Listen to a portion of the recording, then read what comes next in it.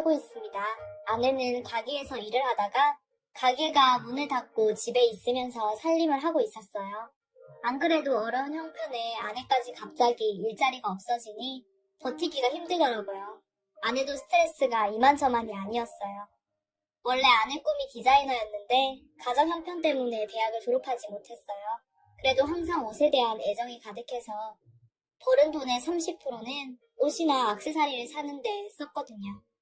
없는 형편이지만 아내는 옷을 사면서 스트레스를 풀고 우울함을 달랬었기 때문에 말리지 못했어요. 사실 아들이 하나 있었는데 6살 때 스쿨버스에 치여서 하늘나라로 떠난 이후로 아내가 거의 제정신이 아닐 정도로 폐인이 되었거든요. 아내가 유일하게 숨통을 틀 수 있었던 게 쇼핑하고 꿈이고 백화점 가서 신상 옷 구경하고 그때만큼은 아내가 처녀 시절로 돌아가 꿈 많던 그때의 기억 속으로 빠져들어서 현실의 아픔을 잊을 수 있었거든요. 근데 아내가 일을 그만두고 수입이 없는 상황인데도 버는 돈도 없는데 자꾸 옷에 돈을 쓰니 저는 참다 말했습니다. 여보, 스트레스 받는 것은 알겠는데 그래도 대출이자 다달이 나갈 것도 있고 관리비 내는 것조차도 부담스러운데 옷 사는 건 좀 자제하면 안 될까? 여보가 어떤 마음으로 그러는지는 내가 충분히 알겠는데 이제 나도 보고 라고 하자 아내는 갑작스러운 저의 말에 당황스러워 하더니 알겠어, 줄여볼게. 근데 이게 내 맘대로 되는 게 아니잖아. 새로운 옷 입으면 근심 걱정이 전부 없어지고 내가 세상의 주인공이 된 것 같단 말이야. 초라하게 있으면 내가 보잘것없는 것 같고 사람들이 자식 잃어서 미친 여자라고 욕할 것 같은 기분이 들어. 나도 자기가 무슨 말 하는지 알겠어. 노력해볼게. 라고 하며 눈물을 글썽이더라고요. 아내도 참 안 되었지요. 아들을 잃고 어떻게든 살아보겠다고 아등바등 살면서 취미도 없고 일만 하는데 유일하게 스트레스 풀 수 있는 게 옷 쇼핑뿐이었으니 마음이 아팠죠. 내가 번듯하게 대기업 다니거나 돈이라도 많이 벌면 우리 와이프 행복하게 쇼핑하면서 살 수 있게 할 텐데 하며 능력 없는 나 자신이 미워지고 한심스러웠습니다. 그렇게 아내는 저의 권유에 쇼핑을 줄이는 듯 했어요. 그만큼 많이 얼굴은 어두워졌습니다. 고졸의 나이도 있으니 어디 마땅히 취업할 곳도 없고 하루하루 우울해져가는 아내 때문에 저는 나날이 걱정이 늘었습니다. 그런데 어느 날 제가 일을 하고 집에 돌아오는데 껑충껑충 아내가 뛰며 저에게 달려오는 겁니다. 여보, 나 일자리 구했어. 나 진짜 행운아인가 봐. 와, 정말 잘됐다. 어딘데? 뭐 하는 곳인데? 봉급은? 이라고 하자마자 아내는 놀라지 마. 우리 집에서 5분 거리야. 집 앞에 있는 건물 뒤에 있는 세탁소 있지? 거기서 사람을 구한대. 지나가다가 그거 보고 딱이다 싶어서 바로 들어가서 사람 구하냐고 물어보니까 그렇다고 해서 지원했는데 오늘 저녁에 바로 연락이 오더라고 하는 겁니다. 참 다행이다 싶었어요. 와이프가 돈을 벌 수 있게 되니 숨통이 좀 트이겠다 생각했지요. 그렇게 아내는 그 다음날부터 바로 그 세탁소에 일을 하러 갔습니다. 아내는 그곳에 출근한 이후로부터 하루하루 너무나 행복해했습니다. 자기야, 나 정말 엇갈린 일을 해야 하나 봐. 여기서 일하니까 세상에 너무나 다양한 옷을 많이 보고 나이 제한도 없고 일하러 다니니까 너무 재밌어 하면서 환하게 웃는 겁니다. 속으로는 참 신기했습니다. 세탁소에 있으면 더러운 오염된 옷, 세탁용품 때문에 냄새나서 나 같으면 그럴 생각조차 안 할 텐데 특이하네 하고 말았죠. 그런데 아내가 그 세탁소에서 일을 한 이후로 집에는 아내 옷들이 점점 쌓여져 갔습니다. 정말 병적으로 아내는 옷에 대한 집착이 심해졌어요. 세탁소에서 퇴근하고 집에 오면 옷장에 있는 옷들을 전부 싹 다 꺼내서 입어보고 아주 집에서 매일매일 패션쇼가 펼쳐졌지요. 저도 처음에는 그러려니 했어요. 너도 참 대단하다. 옷이 그렇게 좋으면 옷이랑 같이 살지. 너 나랑 결혼했냐? 옷이랑 결혼했냐?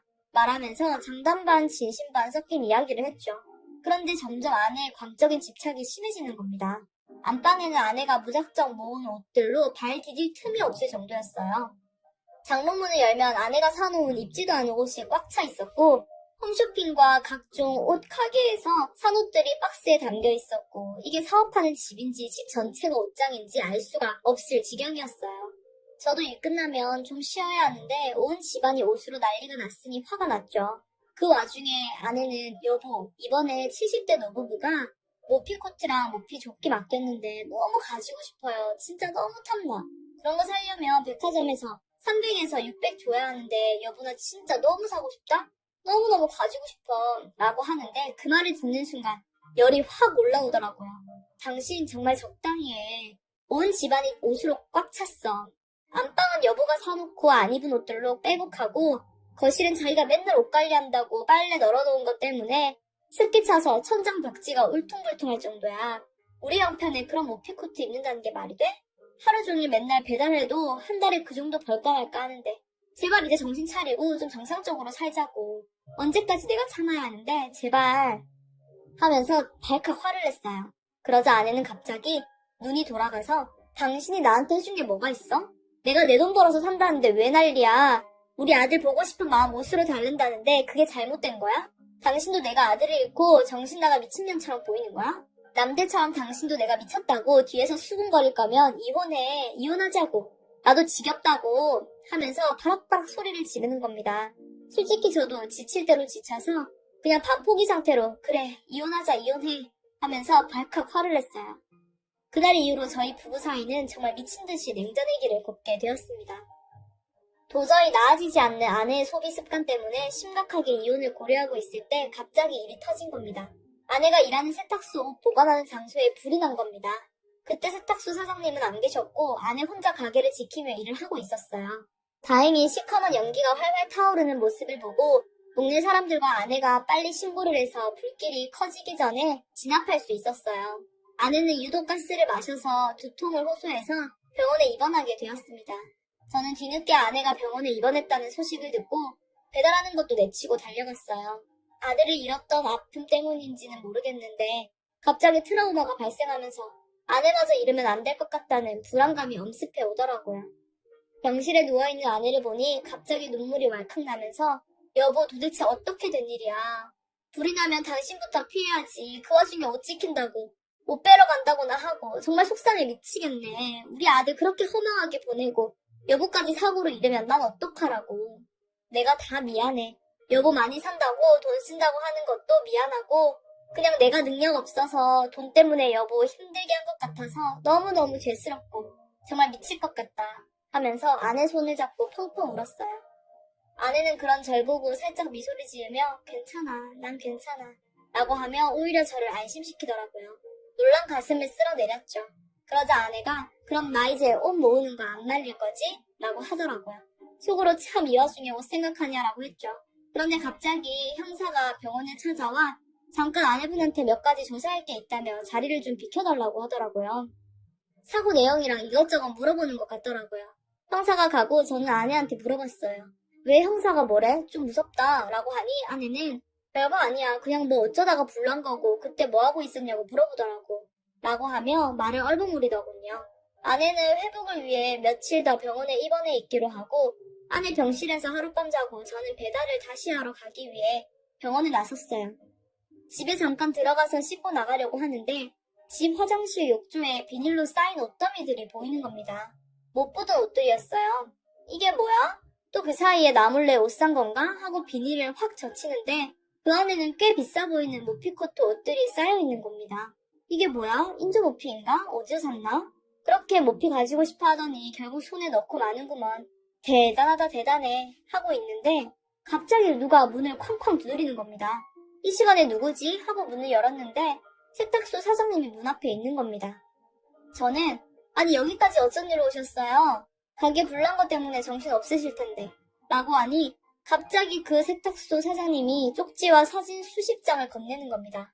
아니 이게 뭐예요? 라고 하니 사장님이 읽어보라는 눈빛을 저에게 보내더라고요. 이게 뭔가 하고 주섬주섬 봉투를 열어 사진과 쪽지를 확인해보는 순간 제 눈을 의심했습니다. CCTV 장면을 캡처한 그 사진에서는 아내가 세탁소에 있는 모피코트와 여러 장이 옷을 100리터 쓰레기 봉투에 넣고 바리바리 챙겨가는 모습이 찍혀 있었어요. 이게 뭐지? 대체 뭐하는 짓이지? 하고 한 장 한 장 넘기는 순간 더 기가 막히는 모습들이 찍혀 있었습니다. 아내는 100리터 쓰레기 봉투에 옷들을 가득 담고 잠깐 가게 문을 잠그고 어디로 향했어요. 그러고서는 다시 가게로 들어왔고 아내는 가게 뒤쪽으로 가서 무언가를 하더니 갑자기 순식간에 뒤쪽에 불이 붙는 겁니다. 불이 붙고 나서 아내가 가게 앞쪽으로 걸어 나오는데 그때 아내의 얼굴에는 미소가 띄어 있었어요. 온몸에 소름이 끼쳤습니다. 대체 이게 뭐냐고 그 세탁소 사장님께 물었지요. 그러자 사장은 말하더라고요. 잠깐 집 좀 들어가서 확인 좀 할 수 있을까요? 라고요. 일단 들어오라고 했죠. 그러자 그 사장은 안방 거실을 둘러보더니 마지막으로 화장실을 딱 보는데 갑자기 화장실에서 쌍욕이 나오는 겁니다. 저는 화들짝 놀라서 아니 무슨 문제라도 있냐고 했더니 욕조에 한가득 담겨있는 옷들을 보며 저에게 말하는 겁니다. 여기 옥조에 있는 옷들이 당시 와이프가 세탁소에서 훔쳐간 옷입니다. 라고 소름 끼치는 이야기를 해주는 거예요. 알고 보니 와이프는 세탁소에 있던 모피 옷들이 너무나 탐나서 훔쳐올 계획을 꾸민 거예요. 그냥 훔쳐가면 걸릴 게 뻔하니 훔친 다음에 세탁소에 불을 질러서 옷에 불이 붙어 없어진 것처럼 꾸미려고 했던 겁니다. 그런데 생각보다 불이 빨리 진화되고 가게 앞까지 번지지 않아 CCTV 자료가 다 남아있었고 아내가 미처 보지 못한 창고 안쪽에도 카메라가 매달려 있어 아내의 무시무시한 계획은 전부 탄로가 난 거였습니다. 옷에 강적으로 집착을 하더니 결국엔 해서는 안 될 범죄까지 저지른 거였지요. 손이 덜덜 떨렸습니다. 사장은 말하더라고요. 내가 이 CCTV 자료 가지고 경찰에 먼저 가기 전에 그쪽한테 말씀드려야 할 것 같아서 왔다고. 아무리 생각해도 도저히 용서할 수가 없을 것 같다고. 어떡할 거냐고 말하더라고요. 저는 너무 황당해서 하염없이 눈물만 흘렸어요.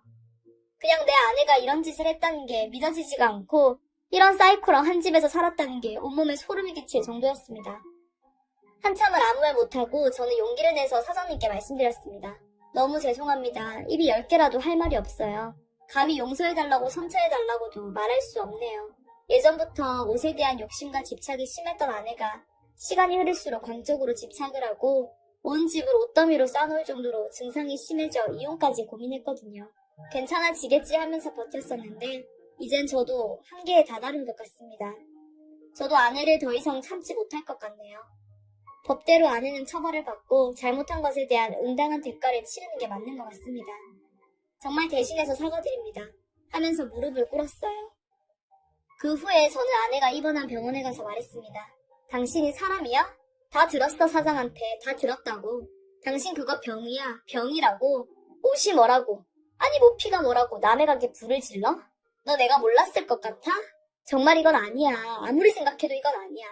당신 옥살이 하면서 평생 세탁소 사장님한테 사죄하면서 살아. 사장님은 한평생을 세탁소 운영하면서 밥벌이 하시는 분인데 여보가 뭔데 그 사장님의 일탈을 망가뜨려? 라고 하니 아내는 충격받은 듯한 표정으로 고래고래 소리를 지르고 정말 온몸을 흔들면서 자기는 아니라고 누가 그러냐고 하며 병원 침대를 부실 듯이 발악을 했습니다. 쩌렁쩌렁 울려 퍼지는 아내의 고함에 의사와 간호사들이 달려와 진정제를 놓고서야 겨우 진정이 되었어요. 저는 아내를 두고 병원에서 나왔습니다. 그러고는 하염없이 울고 가슴을 퍽퍽 쳤어요. 내가 전생에 무슨 죄를 지었길래 이런 아내를 만났나 싶었습니다. 결국 아내는 방화죄로 구속되었고 저는 와이프와 이혼을 했어요. 아내는 세탁소 사장님과 협의를 하지 못해 재판에서 징역형이 떨어져 옥살이를 했고 옥에서 정신이 이상해진 건지 들려오는 말로는 완전 머리가 돌아버려서 반 미친 사람이 되었다고 하더라고요. 화장실 욕조에 있던 아내가 훔쳐온 고가의 옷들을 전부 사장님께 다시 돌려드리고 사장님은 불에 탄 창고 쪽 부분을 다시 인테리어 하셔서 다행히 지금 잘 운영하고 있습니다. 저는 도저히 그 동네에서 얼굴 들고 못 살 것 같아 고향으로 내려와 택배 일을 하며 살고 있네요. 너무나 끔찍하고 다시는 일어나면 안 될 일이 일어났었습니다. 오랜 시간 함께 산 아내였지만 이런 여자일 줄은 꿈에도 몰랐네요. 그냥 여자고 뭐고 이젠 사람에 지쳐서 더 이상 누굴 만나고 싶지도 않네요. 이 상처가 아물려면 또 얼마나 많은 시간이 지나야 할까요? 퇴근하고 술 한잔 하는데 너무 가슴이 답답해 이렇게 글을 쓰게 되었습니다. 감사합니다.